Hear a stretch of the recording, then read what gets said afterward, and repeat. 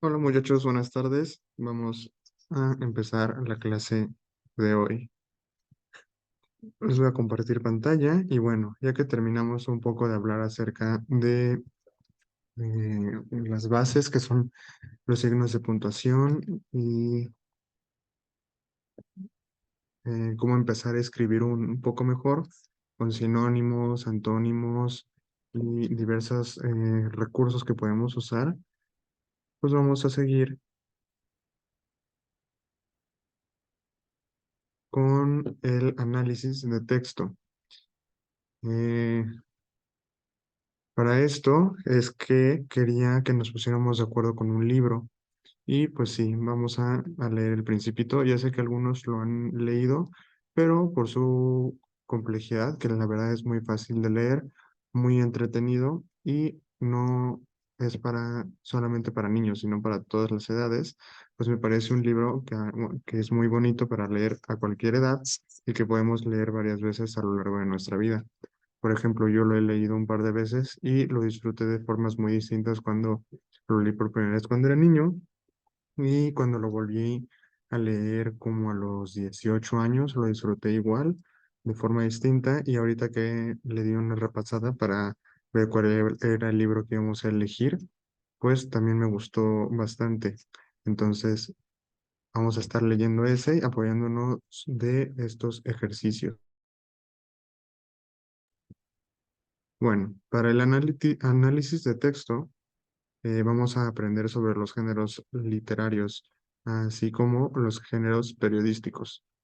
Vamos a empezar con los literarios, ya que eh, son los que encontramos fácilmente, por ejemplo, en libros como El Principito o en cualquier novela, y los periodísticos que se encuentran bueno, en muchos periódicos, en el radio los podemos escuchar. Ya sé que es diferente un texto periodístico a una nota periodística en cuanto al formato, pero en sí son muy similares los conceptos que vamos a ir trabajando de este género. Y bueno, pues vamos a ejercitar tanto la comprensión lectora como nuestros recursos para seguir escribiendo de mejor manera.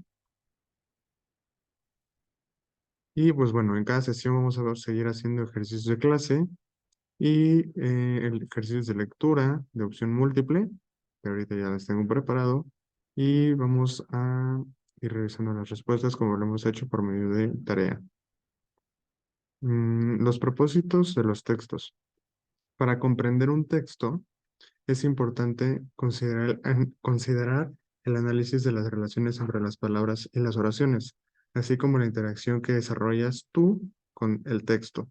También es útil reconocer el propósito comunicativo de los textos para darle sentido a sus mensajes y estructura. Clasificar los textos. Hay varias maneras de clasificar los textos. Por ejemplo, los literarios y los no literarios. Los géneros literarios son artísticos y tienen como propósito buscar transmitir, reflexionar o enseñar algo plasmado en cuentos, fábulas, obras de teatro, leyendas y pues, teatro. Y los géneros no literarios, bueno, en cuanto a los géneros literarios, un cuento es el principito que vamos a estar leyendo. Una fábula es la de Caperucita Roja con la que estuvimos trabajando el primer día. Ese es un buen ejemplo y lo estuvimos viendo en un video. También les voy a mandar un par de videos para ejemplificar cada uno de estos. La leyenda como la famosísima leyenda de La Llorona. Obras de teatro tanto escritas como interpretadas, el teatro. Pero tal vez les pase una obra de teatro, se llama Pedro y el Capitán, de Mario Benedetti. Se me hace muy fácil de leer también, pero pues vamos a ver cómo vamos avanzando con el Principito y ya sea que decidan intercalarla o primero acabar con una y después seguir con el otro. Y los géneros no literarios tienen como objetivo ofrecer información, persuadir a las personas, dar instrucciones que están escritos sin un valor estético y acorde al propósito de la persona que los escribe. Si recordamos en los ejercicios que estuvimos hablando de segunda persona, Esto es dar estas instrucciones. ¿Se acuerdan cuando describíamos nuestra mañana de segunda persona de te, en vez de decir yo me levanto, desayuno, me lavo los dientes, voy a la escuela, hablamos en segunda persona y decíamos te levantas, desayunas, te lavas los dientes, te vas a la escuela. Como un instructivo y pues bueno, esto se usa mucho en géneros no literarios, como ya les habíamos comentado en esa clase. Y pues los ejemplos son las noticias, las instrucciones y las recetas que usan mucho esta forma de segunda persona, las cartas, entre otras. También se pueden dividir los géneros literarios entre ficción y no ficción.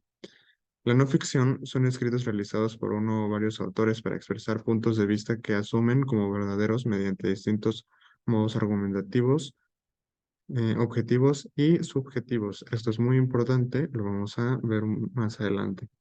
Pueden ser columnas de opinión, artículos periodísticos, artículos de divulgación, narraciones de viaje, informes, historias, ensayos científicos, literarios o filosóficos. En otras palabras, los géneros de no ficción son las cosas así como suceden. No es una novela, no es un cuento, no es una historia, es tal cual lo que está pasando. Puede ser una entrevista y que nos cuenten la historia de lo que pasó. Puede ser artículos científicos o filosóficos que pues nos están explicando.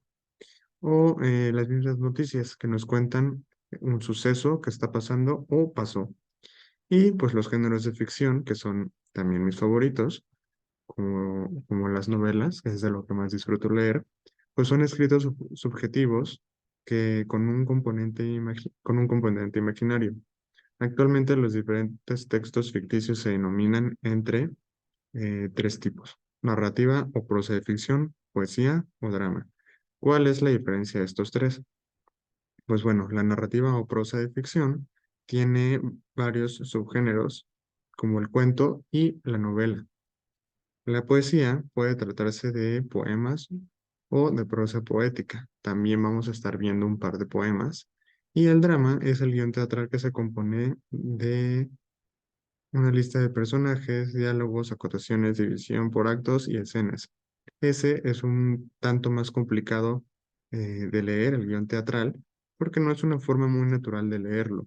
Cuando estamos leyendo un guión teatral vamos a encontrar muchas acotaciones que son las anotaciones de lo que los actores están haciendo, de los movimientos en el set, las luces, etcétera, etcétera. Y vamos a estar leyendo los diálogos como en primera persona. Acuérdense, también ya vimos la primera persona. Entonces, pues eso puede llegar a ser más difícil de leer, pero se disfruta muchísimo cuando vas al teatro y lo ves, o bien es muy similar a las películas.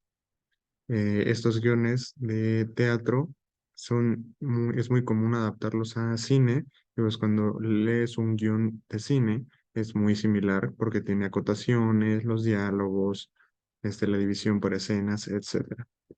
Bueno, como actividad número uno, ya me dijeron que no tienen acceso a el Canvas.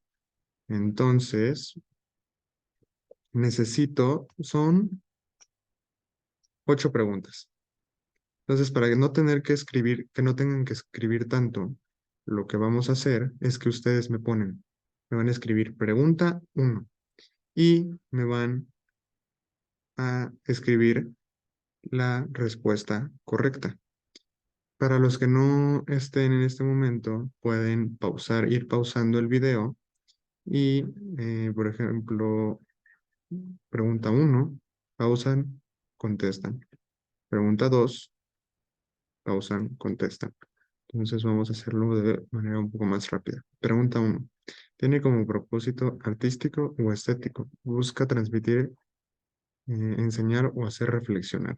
¿Qué es el cine, los artículos o los textos literarios? Pregunta 2: ¿tiene como propósito ofrecer información, persuadir o dar instrucciones? Textos no literarios, la noticia o el cine, etcétera. Pregunta 3. Pregunta 4. Pregunta 5.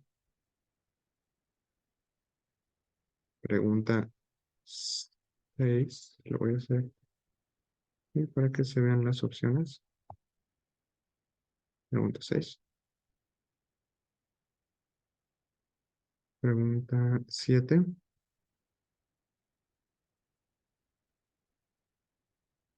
y pregunta 8 por y las respuestas, posibles respuestas. Y bueno,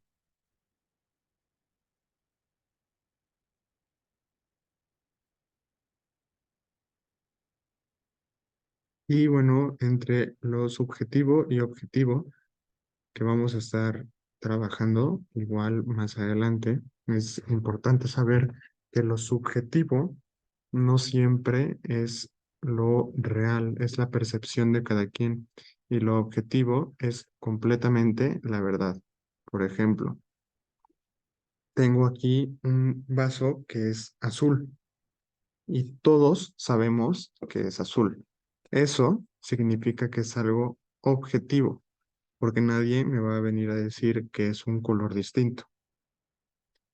Pero, por ejemplo, yo ahorita tengo frío, pero el tener frío o calor es subjetivo, porque yo puedo tener frío, pero ustedes justo ahora pueden estar teniendo calor. Incluso si estamos en diferentes ciudades o incluso si estuviéramos en la misma, alguien podría sentir frío y alguien calor. Eso le llama subjetividad, porque es una forma que cada persona tiene de ver el mundo y pues es distinta entre las personas.